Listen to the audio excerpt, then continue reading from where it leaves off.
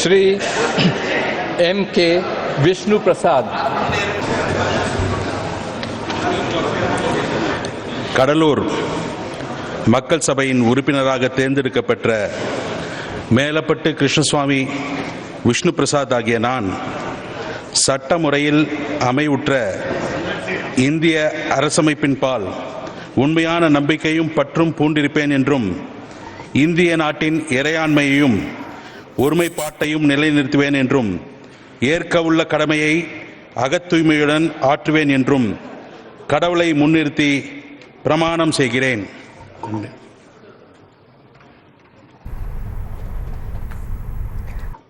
Shri Selvaraj we.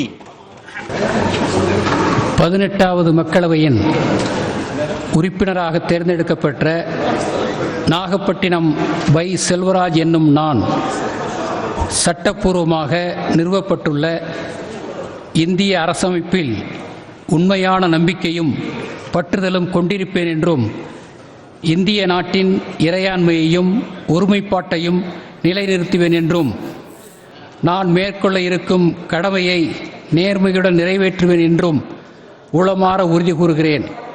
Tamil வாழ்க, மார்க்சியம் வெல்க. நன்றி, வணக்கம்.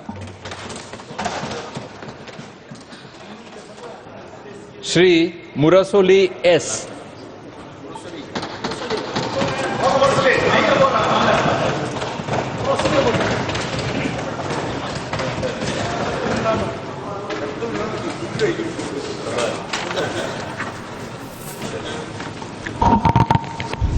தஞ்சாவூர் நாடாளுமன்ற தொகுதியிலிருந்து மக்கள் சபை உறுப்பினராக தேர்ந்தெடுக்கப்பட்ட சண்முக சுந்தரம் அன்பழகன் முரசொலி என்னும் நான் சட்டப்பூர்வமாக அமைக்கப்பட்டுள்ள இந்திய அரசமைப்பில் உண்மையான நம்பிக்கையும் பற்றுதலும் கொண்டிருப்பேன் என்றும் இந்திய நாட்டின்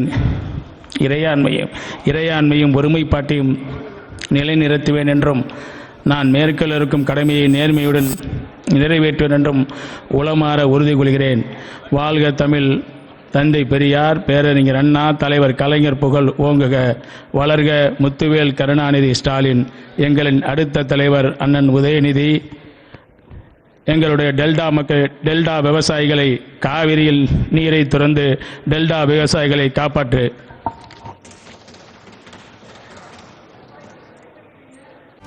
செய்திகளை உடனுக்குடனும் துல்லியமாகவும் தெரிந்து கொள்ள சப்ஸ்கிரைப் பண்ணுங்க.